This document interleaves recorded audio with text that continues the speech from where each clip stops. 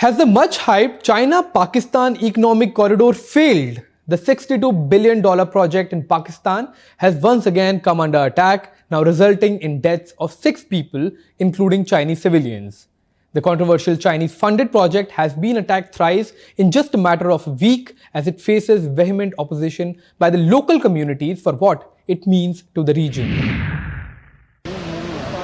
5 Chinese civilians were killed in suicide attack in northwest Pakistan last week. But what were these Chinese civilians doing in a rural remote part of Pakistan, and why were they attacked? This is the story of a failing China-Pakistan economic corridor, a much-hyped infrastructure project in the South Asian nation funded by China.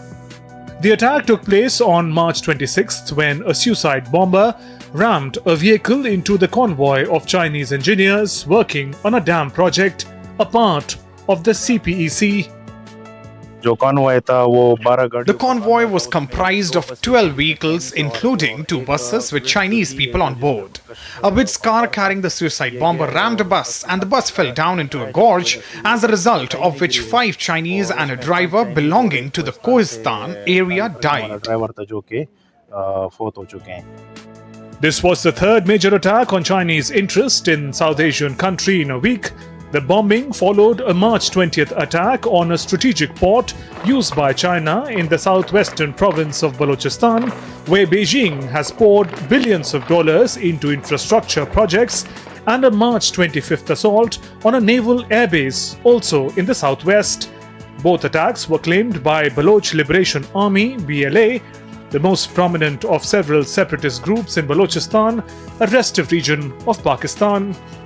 Following the 26th March attack, the Chinese Foreign Ministry called for Pakistan to investigate the deadly attack and ensure safety of Chinese personnel in the country.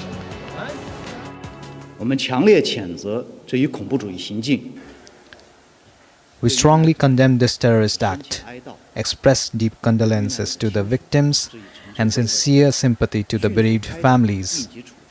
In Beijing and Islamabad, we have been in close contact with Pakistan, asking Pakistan to expedite the urgent need to severely punish the perpetrators, comfort the deceased, and take effective measures to ensure the safety of Chinese personnel in Pakistan.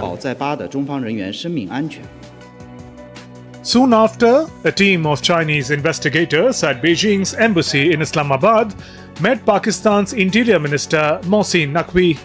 And after investigation, 12 men have been apprehended for the attack, which raises questions about the project. Let's give you a brief history of the project and the past controversies. CPEC is a part of China's One Belt, One Road initiative. It was launched in 2015 during Xi Jinping's 2-day visit to Pakistan.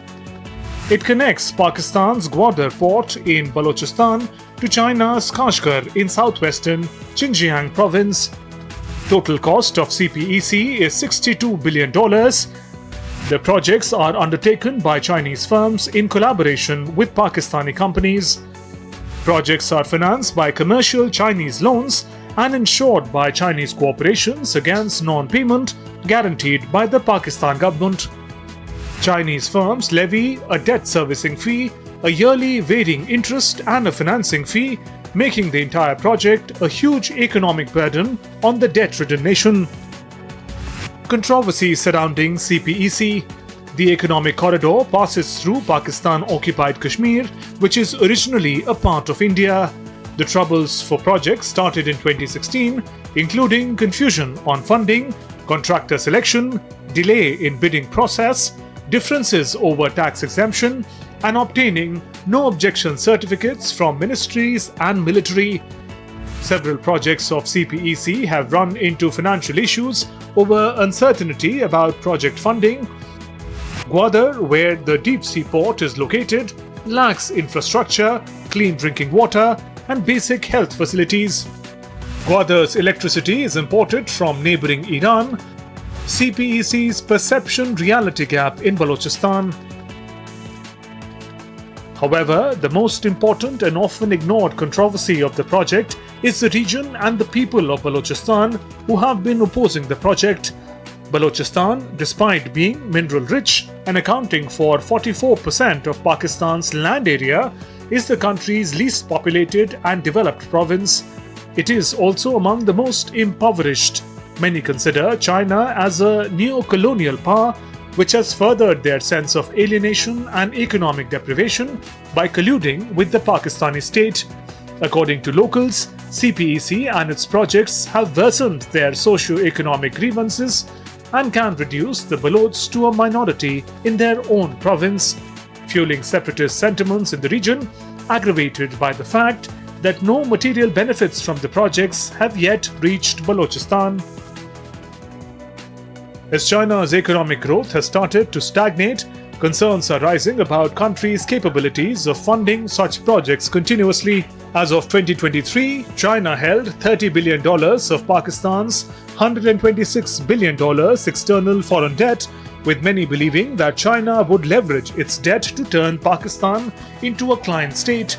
The first move in that direction could be a revival of China's past demand to allow private security companies to protect Chinese nationals and projects in Pakistan, a precursor, many suspect, to the arrival of People's Liberation Army troops in Pakistan. The clock was about to strike 8 in the morning when everything turned upside down in Taiwan's capital, Taipei. A magnitude 7.5 earthquake jolted the region on 3rd April, causing widespread devastation and stirring up fears across the Pacific Ring of Fire nations.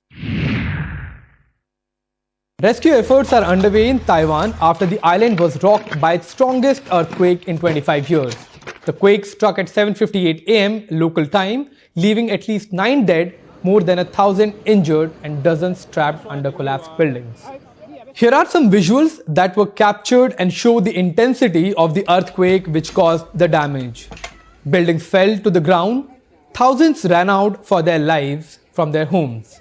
For the people of Taiwan, these were the terrible scenes during the earthquake.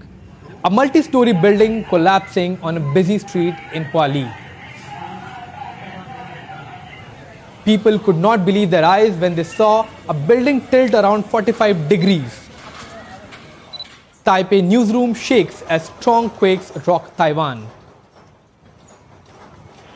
Plates and glasses crashed to the floor. At homes, lights and chandeliers began swinging and apartment buildings shook because of the strong tremors. Maternity center staff rushed to secure babies. Some of the landslides were caught on camera, which shows rocks tumbling down Taiwan's Guishan Island, also known as the Turtle Island. The worst hit area was Hualien County on the east coast, a region known for seismic activity. The tremors also disrupted plans for Tomb Sweeping Day, a time when Taiwanese traditionally honor their dead. In the wake of the quake, tsunami warnings rippled across Taiwan, Japan and the Philippines, though the Pacific Tsunami Warning Center later confirmed the threat had largely passed. Despite the chaos, Taiwan's infrastructure remained resilient, with the metro briefly halting operations but swiftly resuming, demonstrating the island's preparedness for such natural disasters. But why do earthquakes happen, and who's next in line along the fault lines? Now let's visit our high school geography lessons about earthquakes. The Earth's surface isn't as smooth as we think. It's made up of tectonic plates that constantly shift and collide. When these plates get stuck, pressure builds up until the rocks snap, resulting in an earthquake. While we cannot predict when or where earthquakes will strike, countries situated along the Pacific Ring of Fire like Taiwan, Japan, Indonesia and the Philippines are particularly vulnerable due to their proximity to tectonic plate boundaries. There are several other countries like Nepal, India, US and countries of the South America that are vulnerable as well. In the face of such seismic threats, countries like Japan have pioneered earthquake-resistant infrastructure. The recent earthquakes in Taiwan has brought back the memories of the devastation and human sufferings due to similar and sometimes even lesser intensity quakes in the countries of the global south. From Indonesia to Kyrgyzstan, Nepal to Turkey, communities have grappled in the aftermath of devastating quakes, underscoring the urgent need for disaster preparedness and resilient infrastructure. Several developing countries lack such infrastructure that we see now in Taiwan or Japan that puts billions of people at risk in the global south, highlighting the need for an urgent intervention not just by the government but by the experts as well. We also spoke to some experts of seismology on the needs of the global south to deal with such eventuality. Almost all coastal belt of South Asia is vulnerable to tsunami-genic earthquake. But if you come to the Himalayan belt, a long belt of the 2,500 kilometer strike from the northwest to northeast, many earthquakes happen in the Himalaya of the tectonic earthquakes. Means there is a collision between Indian plate and Eurasian plate. So there was already high seismic potential zone. Come to the coastal belt of Andaman Nicobar Islands. These are actually the very tectonically active in sense that we experienced the tsunami in 1942 and Makaran, that is triple junctions of the Arabian plate, Indian plate and Eurasian plates there. So these are actually the threat area. So yes, all structures are made as per the code and they are taking care of the buildings and all the things are there. India is a laboratory of almost all types of the earthquake. It is the collisional tectonics earthquake of Himalaya. It was the peninsular, which is called a non-subduction, non-collisional zone, that is peninsular part, a stable part of India. India has a threat, but India has preparedness. Tectonic conditions of the India is different than Japan and then Philippines and then the Taiwan. But preparedness is okay, and we are the very best in during disasters as well as the post-disaster. But in preparedness and prevention, we are taking care of new building, smart cities, all are made for the risk-resilient structures. So I think Government of India, National Center for Seismology under Ministry of Earth Sciences has taken a pledge that we have to make the India risk-resilient completely by 2047. Now, in a massive respite to the people of Nigeria, 137 students who were kidnapped by armed gunmen have been rescued by the Nigerian army. The rescue came only days ahead of the deadline given by the kidnappers to pay ransom. And while this is a respite to hundreds, many still remain in captivity of kidnapping syndicates that are running abductions as a business in the African nation. Let's take a look at this report to understand the kidnapping mania of Nigeria and how it impacts millions in the country. Villagers ran toward a bus carrying back the last set of children, more than 100 students and staff who were abducted from their school in Nigeria's Kaduna village on March 7th. I haven't slept in the past 21 days while we were seeking the release of our children from captivity. It was all grief and sadness until now, when I've seen my children. Armed gunmen had demanded a ransom of about $700,000 to free the children and threatened to kill all of the students if their demands were not met. However, the Nigerian army rescued all the 137 hostages days before a deadline, but only 127 were taken back to the village. 10 stayed back in town for further medical treatment. Honestly speaking, we were in such a terrible situation that can only be imagined. Even the food we were given to eat is better imagined and not something a human being should be given to eat. The menace of mass kidnapping in Nigeria started exactly a decade back in the West African nation, since the terrorist group Boko Haram kidnapped nearly 300 girls from a school in the town of Chibok. These girls will not be released from our hands until our brothers are released from your prisons. Hundreds protested in Nigeria to call on security forces to do more in securing the release of abducted schoolgirls by the terror group. Campaigners in Nigeria's capital Abuja gathered in April 2017, marking the third anniversary of the abduction of more than 200 pupils by Islamist militant group. By October 5, 2019, Nigerian activists with the Bring Back Our Girls campaign commemorated 2,000 days since 276 girls were abducted from their school in Chibok, Borno State, by militant group Boko Haram in April 2014. By that point, 112 of those girls were still missing. Many more from other kidnappings had also not yet been found. So, of course, we are so happy for this 21 that we have now. We'll continue to make our demands and ensure that each and every one of the remaining 197 are accounted for. Over the next years, more children were kidnapped. Some were released, escaped, or rescued. However, abductions have become a recurrent phenomena in Nigeria, especially in the restive northern regions. According to data, in recent years, more than 10.5 million children have been forced out of schools and over 700 schools have shut down due to factors including kidnappings, insecurity, and a long-running insurgency in the northeast. With each passing day, the toll of uncertainty grows heavier as parents grapple with the agonizing choice of whether to surrender to the demands of kidnappers or face the harrowing possibility of never seeing their children again. Against a backdrop of escalating violence and turmoil, Nigeria now stands at crossroads with the future of Nigerians at stake. And we'll take a small break here and be back with more Global South stories on the other side. Keep watching.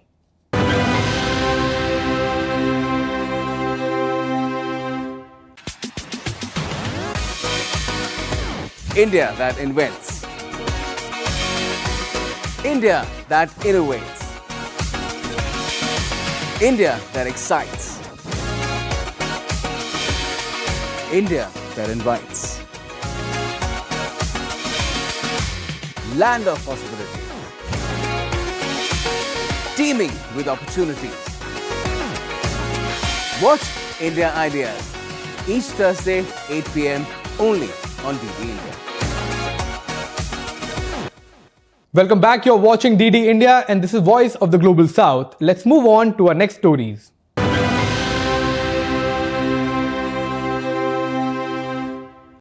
In a new terrifying diktat, the Taliban regime of Afghanistan has now threatened women of flogging and stoning them to death in public as punishment for adultery. The edicts by Taliban is another blow to the rights of women in the country who have already been deprived of their rights to education, employment and movement in public spaces. Meanwhile, the women suffer in silence and the world remains a mute spectator.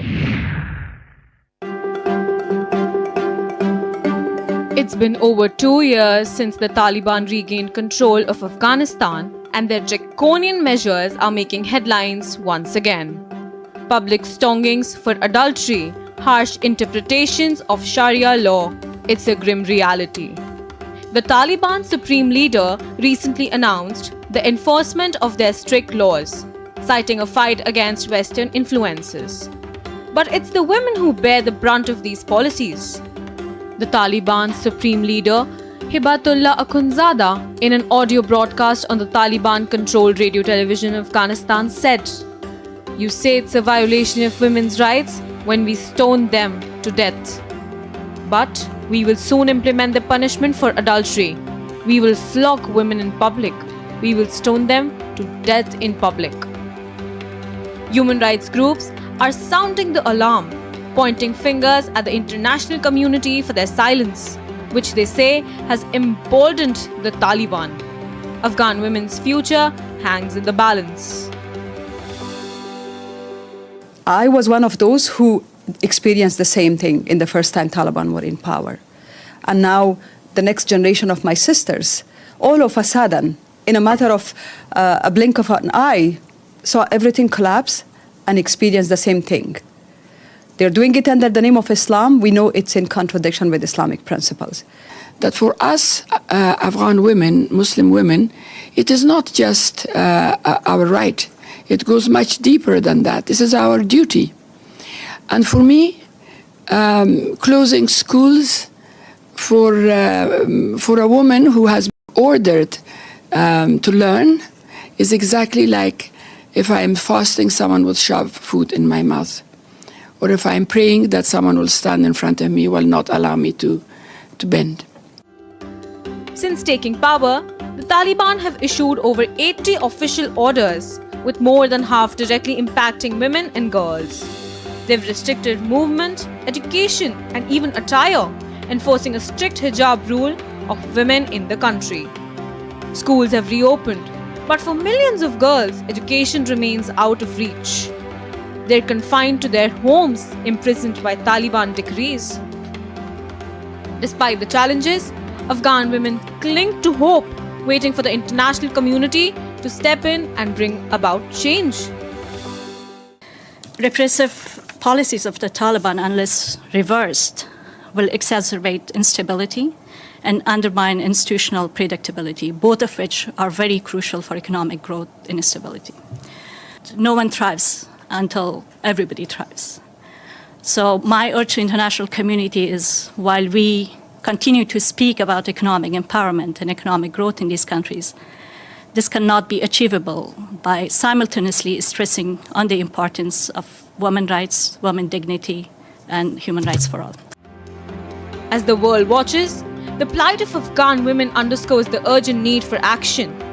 Their voices may be stifled, but their resilience shines through in the face of adversity.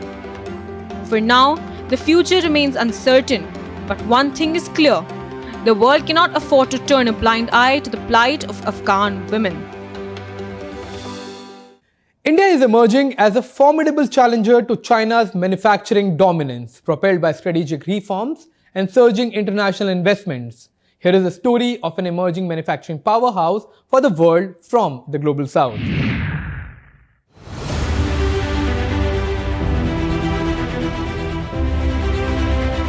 For decades, China has been hailed as the world's manufacturing hub, but signs of strain persist in its economic heart. Rising tensions between the US and China are prompting manufacturers to seek alternatives, and India is seizing the opportunity. India's industrial evolution. India's industrial landscape is rapidly evolving, with the government implementing reforms to streamline business regulations and attract foreign investment. India have become major hub for international companies like Apple and Foxconn. Manufacturing momentum. India's manufacturing sector, though currently contributing only 17% of its GDP compared to China's 28%, is experiencing significant growth. With a focus on higher value activities like electronics production, India is actively courting foreign investment through production-linked incentive schemes. Chip ambitions. India's semiconductor aspirations. Semiconductors, or chips, the silent heroes of our digital revolution, making big changes to the world, and so to India. With recent approval of 3 chip plants totaling over $15 billion in investments, aims to position India as a major chip hub, aligning with its vision of technological advancement and self-reliance. India, a magnet for global manufacturers. Global companies, including toy manufacturers, are eyeing India as a potential alternative. The attractiveness of India is further highlighted by a comparison of salaries. While factory workers in China earn between $198 to $376 a month, their counterparts in India can earn between $108 and $180 a month. Favorable factors such as lower labor costs make it appealing for global companies to reach out to India. Tesla's foray into India. The momentum extends beyond traditional manufacturing as Tesla plans to enter the Indian market. This move underscores India's growing significance in the global manufacturing landscape. As global supply chains undergo a transformation, India's rise as manufacturing powerhouse is reshaping the geopolitical and economic dynamics, offering a compelling alternative to China's long-standing dominance, becoming an example for nations of the Global South seeking to transform and strengthen their economies. In the lush green landscape of Ghana's western region, once flourishing cocoa plantations now bear scars of illegal gold mining and climate crisis. As Ghana and Ivory Coast struggle to maintain their cocoa powerhouse status, the global impact looms large, hinting at potential shortages in the cocoa supply, which can push chocolate prices to new highs. Here is a special report from Ghana.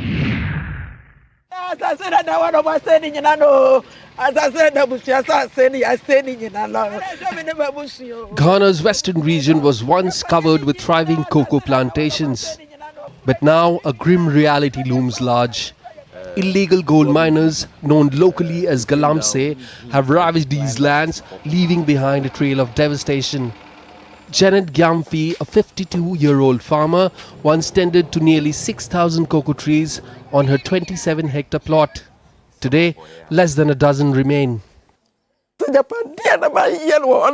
My toil, my livelihood was destroyed, and it's not easy. It's hurting. My daughter has completed high school. There's a boy also. I have a younger son. My late sister's child is also with me. And we were all surviving on this as livelihood. It's not as if there's another livelihood anywhere that I can rely on. No, I have no source of income anywhere. Across Ghana, cocoa plantations are yielding to the encroachment of the Galamsey. But the true extent of this destruction remains elusive. With official data outdated and experts warning of rapid expansion in illegal mining in the recent years. Climate change, mismanagement and the spread of diseases like swollen shoot virus worsen the crisis. Ghana's cocoa industry, the mainstay of Ghana's economy and foreign currency earning, faces a dire situation, with hundreds of thousands of hectares infected, threatening the very foundation of cocoa production in the region. Despite efforts by Ghana Cocoa Marketing Board, the Cocoa Board, to combat the crisis, including rehabilitation programs and financial aid, the scale of the challenge remains staggering. If you consider the number of farms that have been destroyed, clearly the impact is one that is enormous. It is affecting our productivity in a big way. It is difficult to say that for Galamsey we are losing 100,000 or 50,000. For smuggling we are losing X amount, or for this. The factors, it's a combination of factors. But suddenly, if you have all these farms being lost, productivity affected as a result of illegal mining, then its impact on the industry is one we are really struggling to deal with. As Ghana and Ivory Coast struggle to maintain the status as cocoa powerhouses, the ripple effects of the crisis are felt globally. Cocoa futures surge to record highs, signaling potential shortages in the chocolate supply chain. And while West Africa faces its watershed moment, it also highlights the vulnerabilities of the global south in sustaining vital industries. So this is all we have for you in this edition of Voice of the Global South. Let us know your thoughts on the show. You can also connect with us on Facebook, X and Instagram. You can also check out our website ddindia.co.in. From all of us here in New Delhi, thanks for watching our special program. News and updates continue on DD India. Keep watching.